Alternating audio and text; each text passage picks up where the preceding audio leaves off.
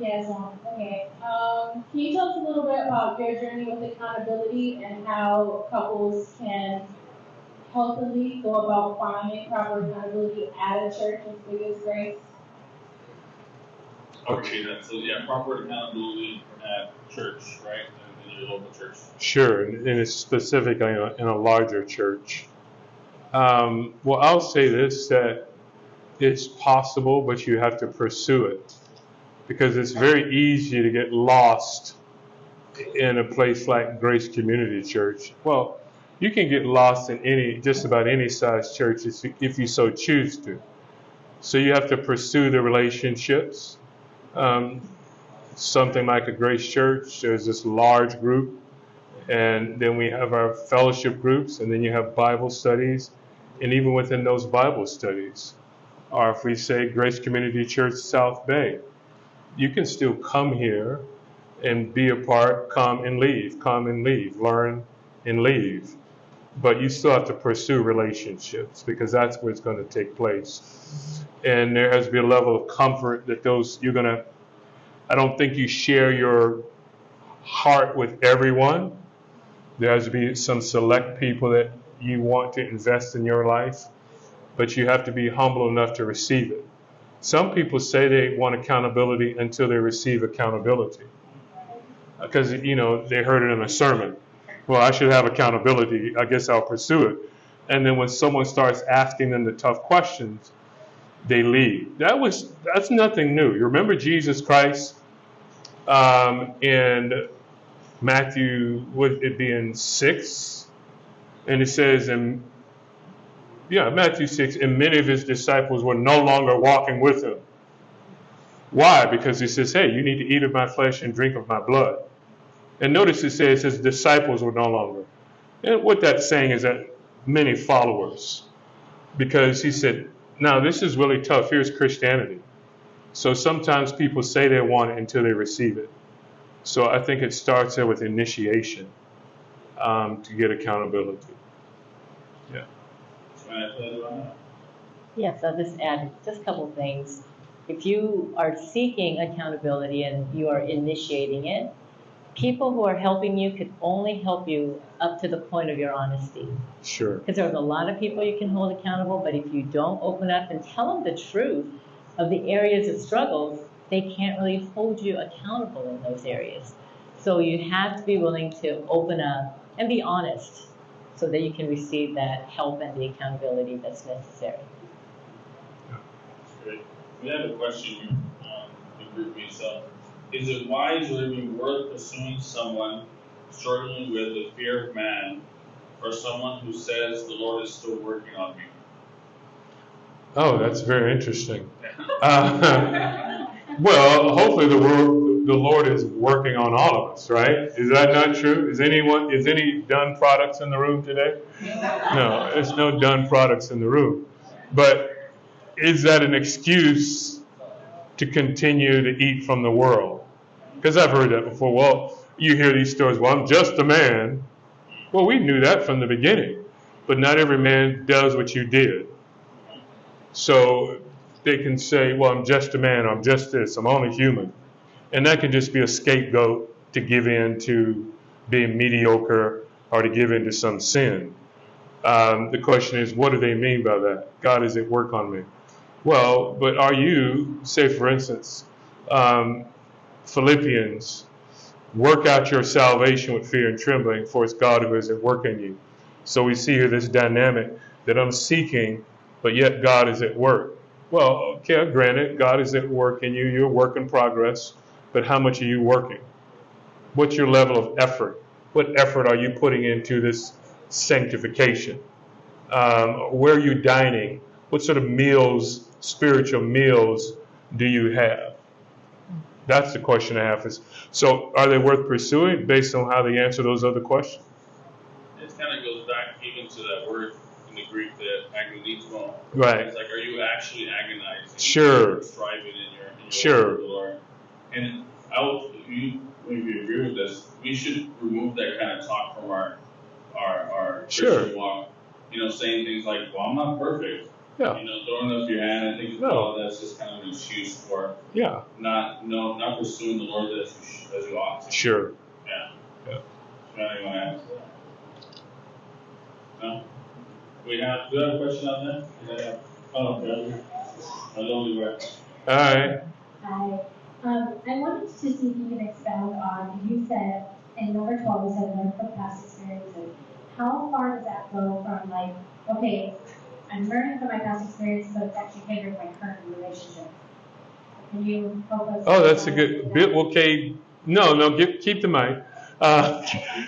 Build on that thought a little bit more, and I think I can answer it. So, how would it be hindering? I think I know where you're going with it. Yeah. So like because of my past experiences, I keep looking back and I'm overthinking to gain personal experiences in a relationship. Oh, well, I've been through something like that, or I met somebody like that from the past, and now I'm thinking the same thing. Sure, or people that have had bad experiences in the past in relationships, now they have what?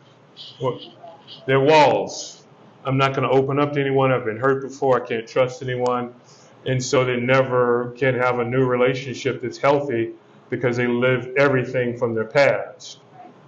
And that's not healthy. At some point in time, you mature out of that and believe that the Lord may bring you someone that you can grow with. And then what can happen, it can ruin that relationship because everything is seen through your past. So if that person does anything like the past, oh, there it is again. I see it again. You're just like. And that can be totally not the case at all. So it can become a hindrance to you because you lived too much in the past. Like when Paul is talking from 1 Corinthians 10, he's saying, they sinned in this way, don't sin in the same way. Here are the mistakes they made, don't repeat the mistakes, is what he's saying. But now, here's your present, live in your present and into your future. Because people can think too much about their past, and it becomes a ball and a chain. They can't move forward. Yeah. We got a question back. Okay. Sorry. I know you said learn from your past. She said learn from your past mistakes. Yeah. Okay. So you can always learn from your past mistakes and improve on it. But what I like to do is go a little step further, learn from other people's mistakes. Because you don't have to go through that yourself, but you can watch where people stumble and where they go wrong and categorize those things and just kind of learn from their mistakes. Then you don't have to go through that and have your own past mistakes to learn from only, but a whole community of people to learn from. We had two kids very close in age, in distance as a year and a month. And, when that kid sees the older one getting spanked, he's like, I don't want to go through that. Sure. Like, I'm not going to do that. Sure. So by the time you have your fourth one, Naomi's not here. She's pretty mellow. So and so you learn from those. Yeah. And that's what Paul was saying to the Corinthians. Look at Israel and look how they failed. Don't repeat it. Yeah. It's almost like that spiritual walk in infancy, right? Sure. Israel being guided along. That's right. Abraham, and then it matures. Sure. Yeah. Someone in the back had a question in the back. Question in the back. Ben has a question that how can you know if someone is saved? Alright, so my dad wants to know, how do you know if someone is saved? Oh, great question. How do you know that they're saved? By the fruit of the Spirit. Is there spiritual fruit in their life? Christianity is a transformation. What is different in their life? What is their direction in life different? Are their passions different? Are their purposes different? Now, having said that, some people are saved and they were living a pretty moral life before they came to the Lord. Not everyone was just totally out there in the world. Then when they get saved, you're like, wow, what happened to you? But there are other people that were nice and kind, that were in church, respectable, and they get saved, and you don't really see any vast difference in behavior. So then that's really, really internal.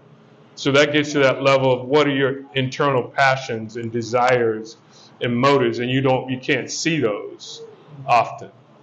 So I think it can be through conversations with a person, they can tell you what's happened to me internally that's different. And there are going to be people where there's a point in time where you see their life has been transformed and their passions are so different, and it's just evident to all, you know. Yeah, for sure. That's a great answer, great question.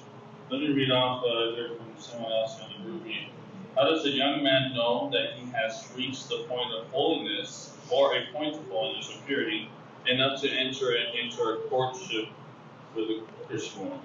That's a really good, thoughtful question there. Right? Yeah. Okay, sure. How do you know you're at that point? And my first response would be this: that you can control your own passions as a young man to honor that girl. Do you find yourself constantly, boy, I really would like to go a little bit further than we're going, and you're constantly fighting that? Maybe and if you are then tempting her, then you're not ready to lead. You're not ready to lead. So that's one evidence. And then I think there are passions that I believe a man has to come to grips with before he's thinking about marriage, because some people think, oh, I'll just get married and it'll stop. No, it's not true. Well, Paul said that's why people should get married, because they're burning right now and they're burning with these passions, and if they get married, it'll just cool the fire. Well, no, I never heard of a cool fire. What you have to do is deal with those passions, I believe, in the relationship. Maybe there's honesty in it. Maybe it's going to force you to deal with it. But if you feel like you can't, I'm not sure if you're in a position to lead. If you can't to come to grips with some of those things in the here and now, then you're not. Where is that level? I think it's to a certain degree, it's case to case. What does that mean? What if a guy says, but yeah, I never act on it, but my thinking is really bad, but I do control it? Then you have the conversation with them about that. Some, I think it, but at times I do. I get on the internet and I go seek things that I shouldn't see. But the times in between are less and less. I've talked to, put it this way, enough people that are in a relationship and it's healthy, but they do say, I do stumble in this area at times. And I want to see time in between. Like I would never marry anyone if they say, oh, it's a weekly habit I have. I would not marry them. If a guy said, it's been 3 or 4 months since I've done that again, we're moving in the right direction. But if they're having a weekly battle, I fell again this week, I fell again this week, I fell again this week, I would never marry them. Because that's going to run right into their marriage. And who knows, sometimes it may create even more, because now you've created some expectations for yourself, and then when they're not realized in your marriage, you'll revert back to what was gratifying you in the past. What would you call like space and repentance? Sure. Space between the sin itself. That's right. Itself. Yeah, I want to see a gap and gaps in the victory. I want to see more than that. Okay.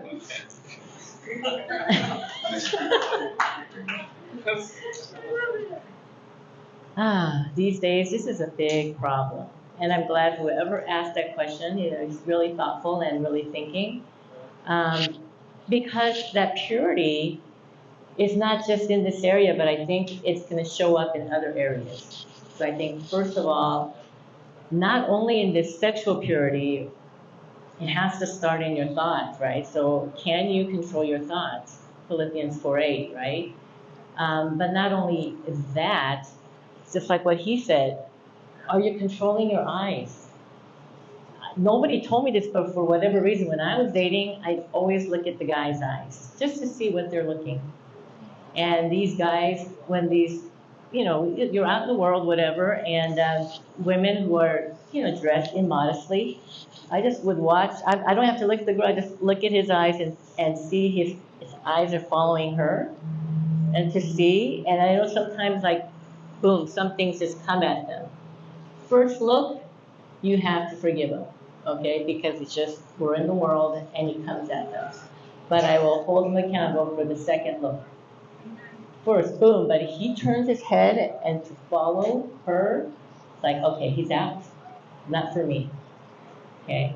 And I can't really say, there's a lot of young men who are addicted to porn. If you know you're addicted, then no, you're not ready. I don't care. 3 months, 4 months, I don't think that's good. So I want to see that in other parts of the area. Then that means you have no self-control. I think you have to start there. So, I don't know, you might say this is kind of whatever, but. I'll comment if I need okay, to. all right. So this is a thought that came when Harry Walls did the Sundays in July. He was talking about immorality. Well, everybody doesn't know yet. No, but anyway, one of the things that he said was fasting. If you can withhold yourself from food, that's something that just naturally, you're hungry, you need to feed your body. If you can withhold what you naturally need, then maybe you can transfer that over to other sin areas in your life.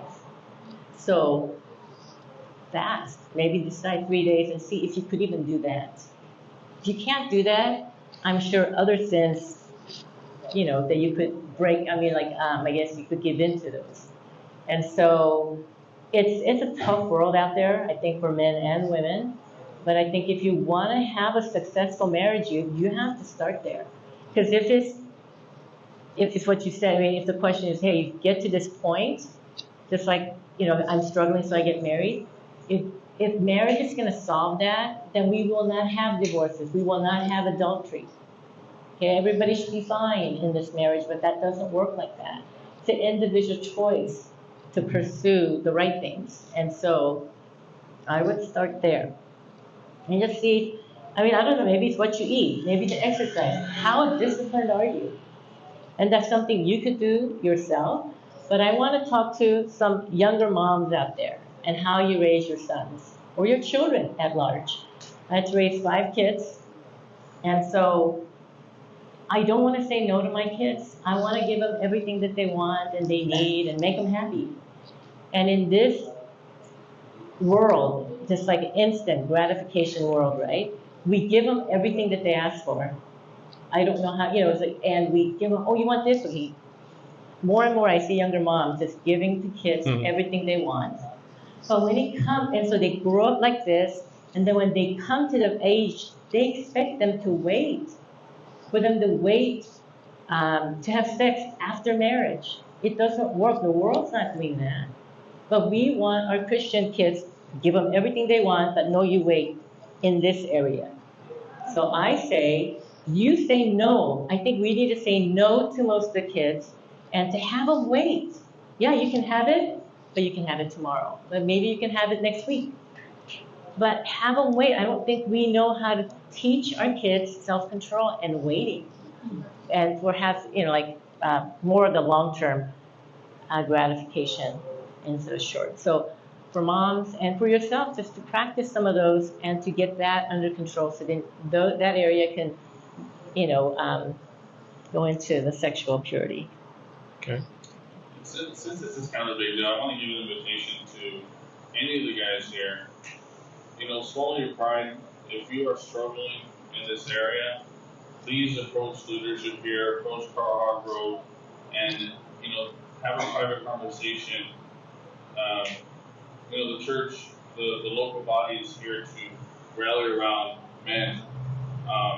Because I'll tell you this, that's the first thing that will really disqualify you and make you kind of a worthless worker in the kingdom. In that sense, like we were talking about the farmer and that, sure. They'll disqualify you. So don't struggle on your own. professional leadership here and just have an honest conversation. With that, let me see here. Do we have a question? There we go. Question back.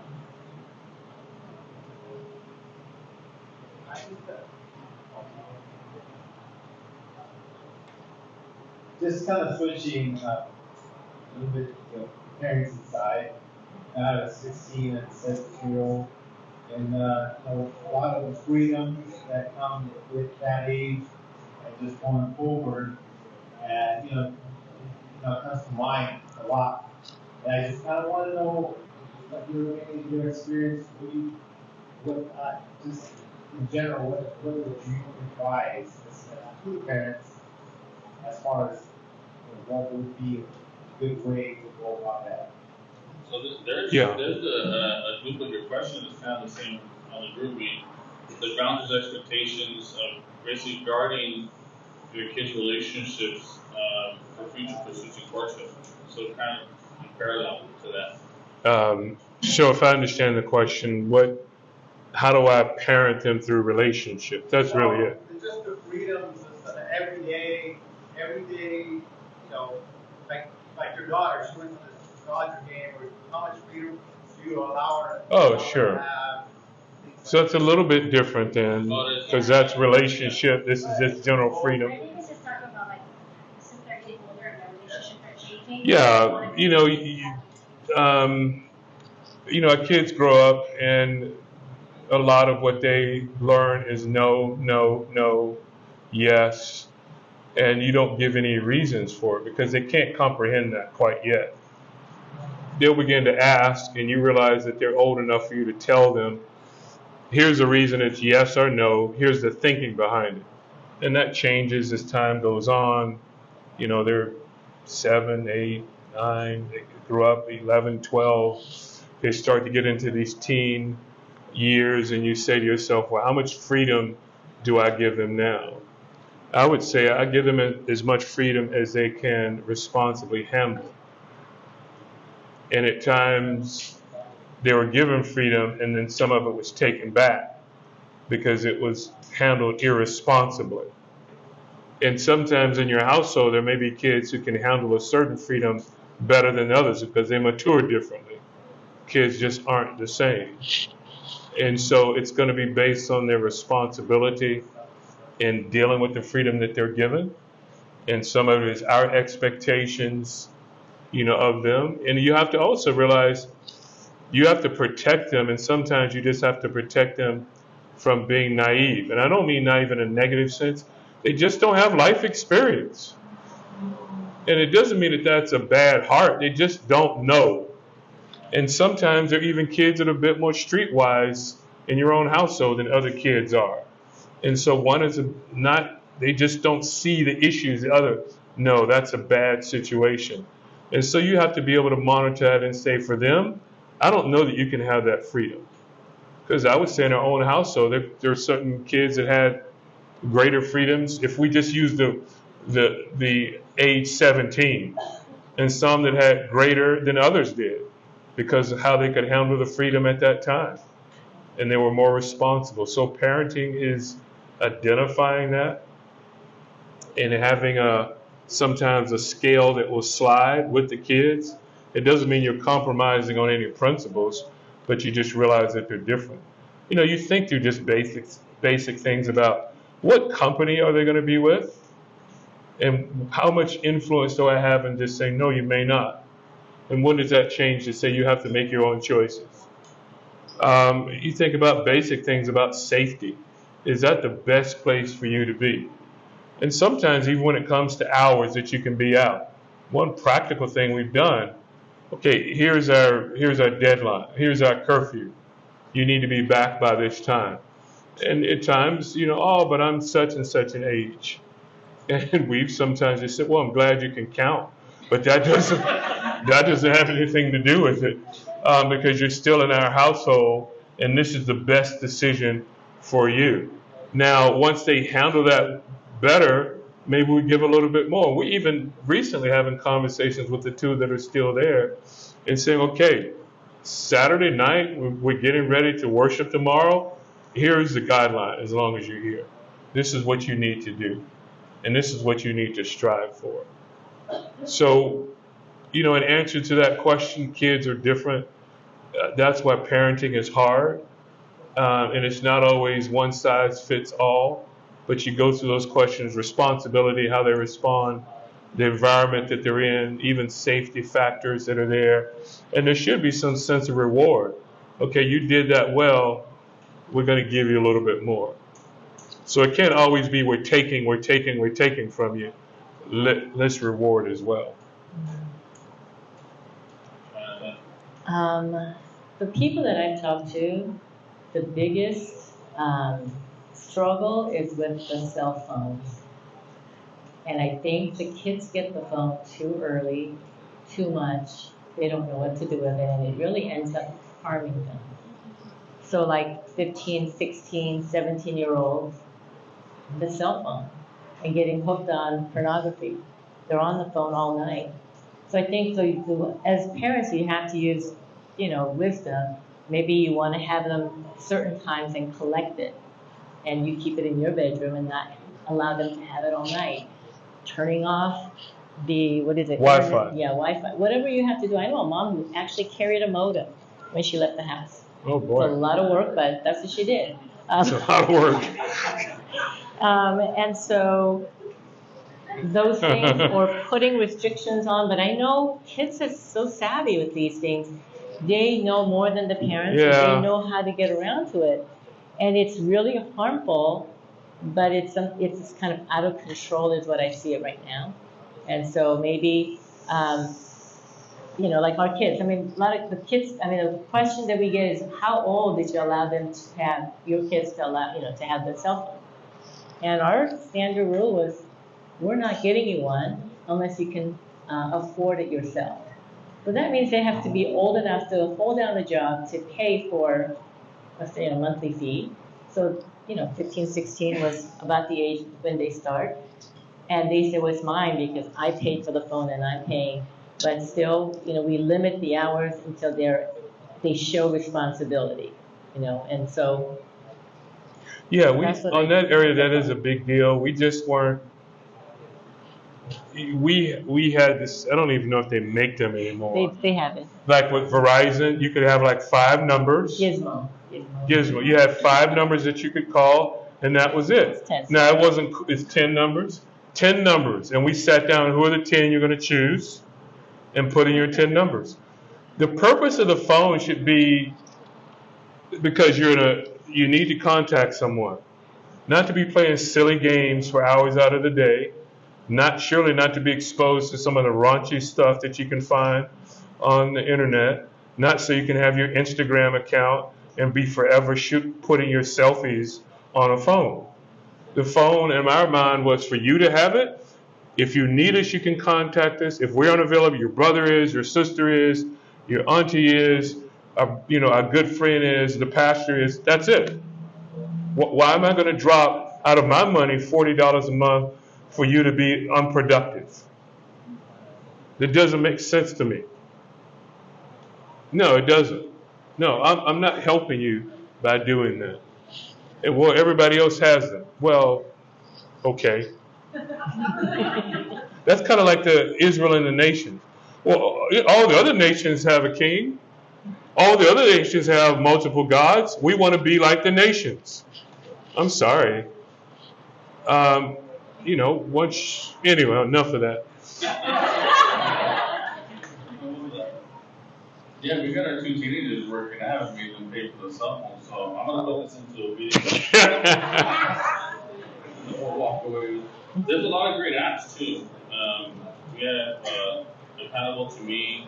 Sure. Those are some good. There's a few other ones. Yeah, they need to have. In my mind, I think kids, all of them should have Life 360 on there. We need to know where you are. Yeah, I need to be able to see where you've been. And the question is this. If you're not going places you shouldn't go, why is it an issue? What do you mean your privacy? What privacy? Just like I said before, we're all connected to one another. I was old school. It was If you felt like you needed so much privacy, you needed so much space, here are the rental ads. It's time to go bust a payment and find you a studio somewhere and set yourself up, right? That's my perspective on that. But at the same time, they also knew, hey, like one of our kids called today, hey, Dad, boy, it wasn't just an oil change. It was this in the car, water pump's gone. I don't have my, check yet. Can you front me? I said, sure, no problem. I didn't think twice about it. And I said, man, that's pretty expensive. That's going to be your whole check gone. So I'll get, later today we can talk about a payment plan. I'm going to help you as much as I can. I'm going to be there for you, but I'm not going to accept mediocrity. Yeah. We have a couple of questions here. Oh, right there. I'm going to take a live question. Sorry, guys. Right here, That's a Hargrove. Treat your wife as a mean front kid. A mean front kid. A mean front kid? No, I'm just kidding. This is a Utah kid. Oh, the Utah. Remember when we went to Zion? Okay, real question. Did you guys experience any trials when you were getting to know each other due to the different cultures or ethnicities? How long do you have? Let me repeat that, right? Oh, you repeat it. Did you experience challenges, we're going to say, right? And with dating out? Because it's cultural. Yeah. Was it just created because we're from different ethnicities, or was it between the two of us? Because there can be a difference. Like from the outside. Yeah, the outside. Oh, yeah, definitely. Yeah, definitely we had outside. I mean, if you want to tell a shorter version. No, because I don't know how to tell a short version, like Carl does. Yeah, I can tell the short version. Here's the short version. All the good parts, but he'll tell you. So you have to come some other time, and we'll have to have like we talked about all that good food. Everybody, we'll do a big, whatever. Joanna put it on the group me later. Yeah. Well, be prepared to read a lot. So short version is, yes, we had outside issues with her family. There was a point in time, short version, eventually we decided we would be a thing after she had to think that through, even with her own parents. The Lord blessed it so that her granddad, I led him to the Lord. And in the culture, he was the patriarch. Everyone should have listened to him. He liked me. This would be great, which was like, wow, an older Korean, like the granddad saying that. That was by God's grace. The parents were convinced for a moment, maybe it is okay. Another family member said, no, it's not okay. They turned on us, didn't show up to our wedding. And for a year, we didn't even interact with them. But realized that they don't know the Lord, so we have to have interaction with them. The other family members do. Over time, it changed to the point where for years, I now call, for the most part, weekly and just, talk. And it's a small conversation. I've called her parents from all over the world, literally. I've been in London, Paris, Africa, and hey, just call to say hello, see how you're doing, just as a witness to them. Now her dad is now in eternity now, but her mom is still here. So it was difficult, and even, there are times when the two of us would be in certain areas of town, and they're like, oh boy, that's interesting, why are the two of you together? So we get certain looks. They never looks. say that, but they give us a second, you get third, the look. and fourth look. You get the look. Yeah. You get the look from people. But the Lord used that in our own relationship with one another. The kids, we had to walk them through that once they realized what had happened, and we tell them what happened. But that was an opportunity to talk about being gracious, being merciful as well. Yeah. I know I didn't give a warning, but that was our last question. All right. So if you can close us out in prayer. Yeah, sure. This was wonderful. Lord, thank you for just this time we had to interact. Thank you for your word. I do pray that we would all take it to heart that we would seek ways to apply it in our own lives, that we would strive for purity, that we would be people of sincerity, we would be clean people, that is, unstained from the world. We would be holy people, people set apart, and help us to fight against the temptations that are internal and external. We bless you in Christ's name. Amen. Amen.